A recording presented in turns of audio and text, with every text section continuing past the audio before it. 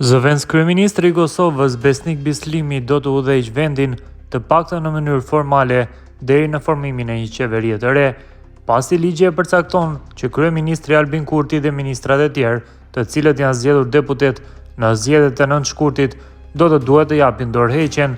Ky zhvillim vjen pasi Komisioni Qendror i Zgjedhjeve ka certifikuar rezultatet e zgjedhjeve parlamentare të 9 shkurtit, një procedurë që u krye pas ditën e sotme.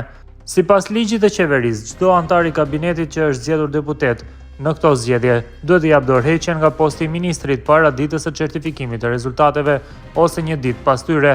Ky është një detyrim ligjor që ka për qëllim parandalimin e konfliktit të interesit dhe papajtueshmërinë në funksionet e antarëve të qeverisë. Deri tani është ende e paqartë nëse ministrat kanë dhënë dorëheqjen formalisht, përveç Libun Aliut, i cili mbetet në detyrën e tij si ministër infrastrukturës, ndërsa kryeministri Albin Kurti ka deklaruar përmes një postimi në rrjetin social Facebook se ai do të qëndrojë në detyrë.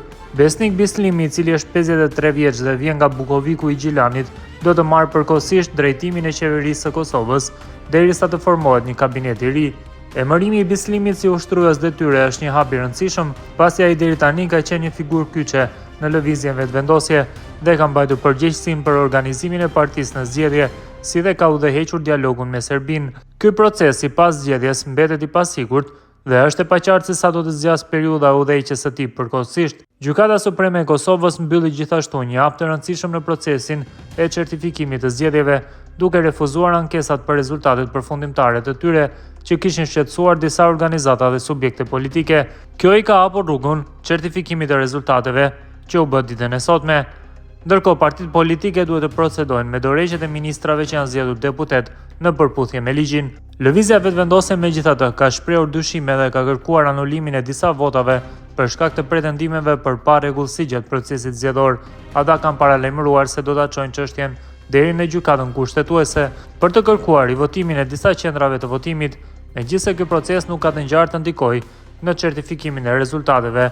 Me rezultatet që imponojnë një ndarje të ngushtë mes partive politike, partitë opozitare kanë deklaruar se nuk do të hyjnë në koalicion qeveritar me lëvizjen vetvendosje. Përjashtim bën vetëm Nisma, e drejtuar nga Fatmir Limaj.